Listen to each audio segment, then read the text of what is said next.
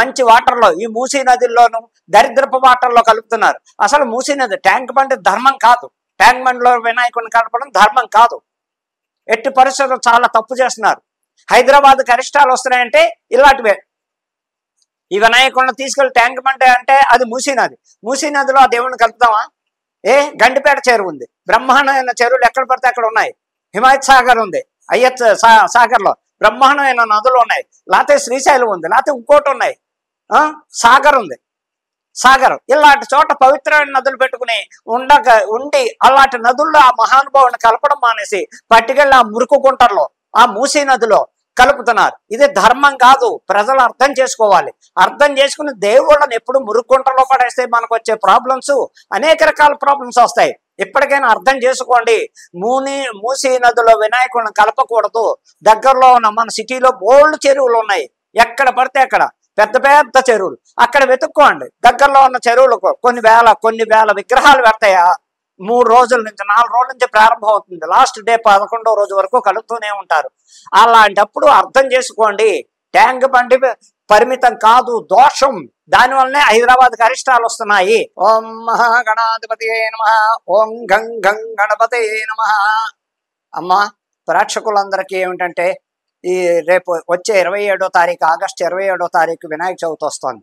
ఆ వినాయక చవితి ఎలాగయ్యా అంటే పవిత్రమైంది. ప్రపంచవ్యాప్తంగా దేశాల్లో వినాయకుడిని కొలవని వారు ఎక్కడా ఉండరు. అలాంటి పర్వదినం 27వ తారీఖు నాడు చిత్తా నక్షత్రంలో వినాయక చవితి వస్తుంది. ఆ రోజు చాలా పవర్ఫుల్ అయిన దినం. ఎక్కడ చూసినా వినాయక సంబరాలు, ఉత్సాహం, ఎంతో పవిత్రంగా ఎంతో ఆరాధిస్తూ నవరాత్రులు 9 రోజులు గణపతి నవరాత్రులు ఎంతో వైభవంగా మొత్తం ప్రపంచవ్యాప్తంగా అన్ని చోట్ల కూడా ఈ వినాయక చవితి పర్వదినం ఎలాగయ్యా అంటే ఆ పరమేశ్వరుని కొలుస్తున్న వారికి, ఆ 9 రాత్రులు నవరాత్రులు చేసుకున్న వాళ్ళకి ఎంతో అదృష్టం పడుతుందని చెప్పడం. ఆ విధి విధానం ఎలాగయ్యా అంటే ముందు రోజు రాత్రే మట్టి వినాయకుడిని తెచ్చుకోవాలి. ఆ మట్టి వినాయకుడిని తెచ్చి ముందు రోజు రాత్రి ఇంట్లో పెట్టుకుని పూలు, పళ్ళు, గరిక, బెల్లం, అనేక రకాలు పత్రాలు, ఎన్నో రకాల పత్రాలతో, మారేడు దళాలు, గన్నేరు పత్రాలు, అనేక రకాలుగా ఏ ఆకులైనా మొత్తం పత్రులు అన్ని తెచ్చుకోవడం, చక్కగా రెడీ చేసి ఉంచుకోవడం. మొన్నడే తెల్లవారుజాముని 4 గంటలకల్లా స్నానం చేసి ఇల్లు శుభ్రాలు చేసుకుని వినాయకుడిని స్థాపించిన చోట పద్మం వేసి దాని మీద తెల్ల బట్ట వేసి కొంచెం బియ్యం వేసి బియ్యం మీద పసుపు హరిద్రా గణపతిని తయారు చేయాలి.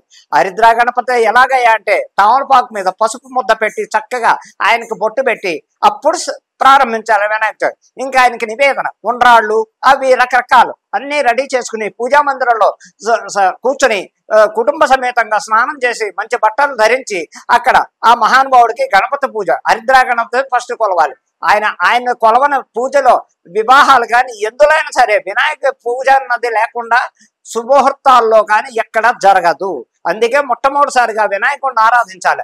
ఆ వినాయక చవితి 9 రోజులు చేసుకున్న వాళ్ళు చేసుకుంటారు, 5 రోజులు చేసి వాళ్ళు ఉంటారు, 10 రోజులు చేసి వాళ్ళు ఉంటారు. అలాగే న్యాయంగా 10వ రోజుతో లాస్ట్ వినాయక చవితి నవరాత్రులు. ఆ నవరాత్రుల్లో అనేక రకాల విధాలుగా ఆయన్ని ఆరాధిస్తూ చక్కగా అన్ని ప్రపంచవ్యాప్తంగా భక్తులు వేల లక్షల మంది వినాయక చవితి పర్వదినం నాడు ఎంతో వైభవంగా చేసుకుంటూ కుటుంబ సమేతంగా చేయవలసిన పని ఏమిటంటే అక్కడ కూర్చోవడం. ఆ కుటుంబం అంతా అక్షతలు, పువ్వులు, నైవేద్యాలు, గరిక, బెల్లం అన్ని రెడీ చేసుకుని చక్కగా కూర్చుని ఇంటి పెద్ద ఎవరైతే ఉన్నారో వారు ఆ వినాయకుడికి పసుపు గణపతికి అక్షతలు వేసి నామాలు, ఆయన నామాలు 108 నామాలు చక్కగా చెప్పుకుని దళాలు, పువ్వులు వేస్తూ గరిక, బెల్లం ఆ గణపతి దగ్గర పాదాల దగ్గర పెట్టి ఆ నామాలు అయిపోయిన వెంటనే నివేదన ఆర్తికర్పూరం ఇచ్చి ఆ గణపతికి ధూపదీప నైవేద్యాలు ఇచ్చి ఆ ఉండ్రాళ్ళు ఆయన దగ్గర పెట్టి నివేదన ఇచ్చి కుటుంబ సమేతంగా ఆ వ్రతకథ చదువుకోవాలి. ఎందుకయ్యా అంటే చంద్రుడిని చూస్తే దోషం అని చెప్పేసి ఆ వ్రతకథ చదువుకుని నెత్తిమే అక్షతలు వేస్తే చంద్రుడిని చూసినా దోషం పోతుందని చెప్పడానికి ఆస్కారం ఉంటుంది. అక్కడ అనేక విధాలుగా ఈ మహాగణపతిని కొలవడం. లాస్ట్లో ఇంటెల్లిపాది కథ పూర్తయ్యాక నెత్తిమ అక్షతలు వేసుకుని చక్కగా తీర్థప్రసాదాలు అవి తీసుకుని ఉండ్రాళ్ళు తలొకళ్ళు తీసుకుని పక్కింటి వాళ్ళు, ఎదురింటి వాళ్ళు ఎవరైనా వస్తే వాళ్ళకు కూడా ప్రసాదంగా పంచిపెట్టి చక్కగా ఈ మహాగణపతి 9 నవరాత్రుల్లో చేసిన 10వ రోజు గణపతిని గంగా నదిలో కలపాలి. అసలు శాస్త్రం ఏంటయ్యా అంటే ఇప్పుడు అనేక రకాలు ఏవేవో రకరకాల బొమ్మలు తెచ్చి పెడుతున్నారు, కలర్స్ విగ్రహాలు. అది కాదు సామెత. మట్టి విగ్రహం ఎంతైనా సరే, ఎంత ఎత్తున్నా సరే, ఇంట్లో అవుతే ఈ మాత్రం హైట్ ఉండొచ్చు, బయట వాళ్ళ ఇష్టం 5 అడుగులు అవ్వచ్చు, 10 అడుగులు అవ్వచ్చు. మట్టితో చేసిన గణపతికి ఉన్న విశిష్టత కలర్తో చేసిన గణపతి విశిష్టతకి చాలా తేడా ఉంది. పార్వతీదేవి స్వయాన నలుగుపిండితో ఆయన తయారు చేసి గుమ్మం దగ్గర కాపలాగా పెట్టింది ఆ పార్వతీ దేవి. అప్పుడు ఆ పార్వతీదేవి స్నానానికి వెళ్ళి ఆ గణపతిని ప్రాణప్రతిష్ఠ చేసి అక్కడ పెట్టింది. ఈలోగా శివుడు వచ్చాడు. ఎవరు ద్వారకాపాలకుల దగ్గర, ఎవరు నువ్వంటే, నేను ఇది లోపలికి వెళ్ళడానికి లేదు, నువ్వు అంటే నన్నే వెళ్ళొద్దంటావా అని ఆ శివుడికే అంత కోపం తెప్పించిన మహాగణపతి. ఆయన ఆ కోపంతో నన్ను నా ఇంట్లోకి రానిదా అంటే, అమ్మగారు స్నానంలో ఉన్నారు కుదరదని చెప్తే, ఆయన కుదరదని చెప్పి ఖడ్గంతో ఆయన్ని తల ఉత్తర దిక్కున పడేటట్టు వేస్తాడు.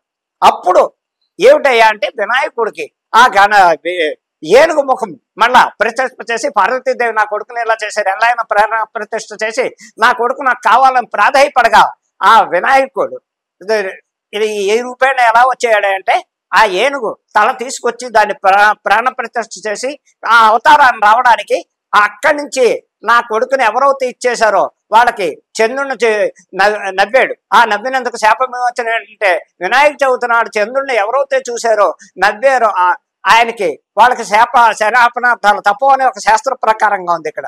అలాగే ఆ వినాయక చవితి నాడు కథలు, అక్షత కథలు నెత్తిమి ఇంటిల్లిపాతి వేసుకుని దండం పెట్టుకుని ప్రసాదం సేకరిస్తే దోషం ఉండదని చెప్పడానికి శాస్త్రం ఉంది. ఇది వినాయక విశిష్టత అనేక రకాలుగా.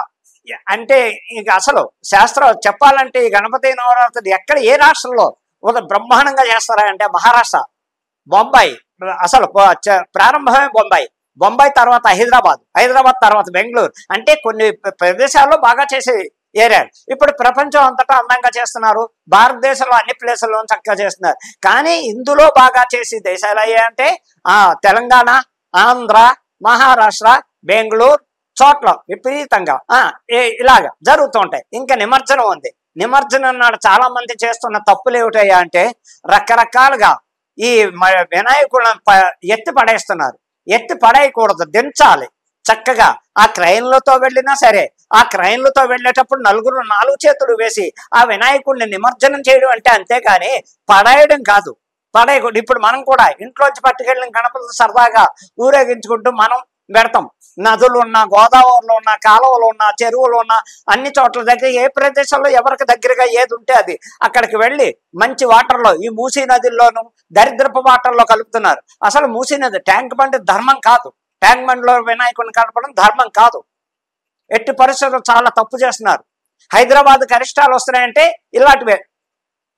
ఈ వినాయకుడిని తీసుకెళ్లి ట్యాంక్ బండ్ అంటే అది మూసీ నదిలో ఆ దేవుడిని కలుపుతామా? గండిపేట చెరువు ఉంది, బ్రహ్మాండమైన చెరువులు ఎక్కడ పడితే అక్కడ ఉన్నాయి. హిమాయత్ సాగర్ ఉంది, అయ్యత్ సాగర్లో బ్రహ్మాండమైన నదులు ఉన్నాయి. లేకపోతే శ్రీశైలం ఉంది, లేకపోతే ఇంకోటి ఉన్నాయి, సాగర్ ఉంది. ఇలాంటి చోట పవిత్రమైన నదులు పెట్టుకుని ఉండి అలాంటి నదుల్లో ఆ మహానుభావుని కలపడం మానేసి పట్టుకెళ్ళి ఆ మురుకు గుంటల్లో, ఆ మూసీ నదిలో కలుపుతున్నారు. ఇది ధర్మం కాదు. ప్రజలు అర్థం చేసుకోవాలి.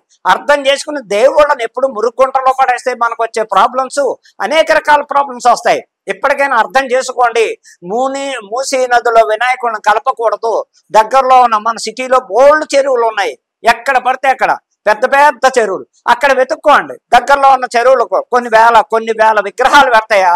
3 రోజుల నుంచి 4 రోజుల నుంచి ప్రారంభం అవుతుంది. లాస్ట్ డే 11వ రోజు వరకు కలుపుతూనే ఉంటారు. అలాంటప్పుడు అర్థం చేసుకోండి, ట్యాంక్ బండి పరిమితం కాదు, దోషం. దానివల్లనే హైదరాబాద్కి అరిష్టాలు వస్తున్నాయి అని నేను మరీ విన్నపిస్తున్నాను. భక్తులంతా అర్థం చేసుకుని మీరు ప్రతిసారి వినాయక చవితి పర్వదినం బ్రహ్మాండంగా చేసే కుటుంబ సమేతంగా క్షేమంగా ఉండాలని నేను విన్నపిస్తున్నాను. నేను చెప్పిన దాంట్లో తప్పు ఉంటే క్షమించండి, అర్థం చేసుకోండి, మంచి పనులు చెయ్యండి.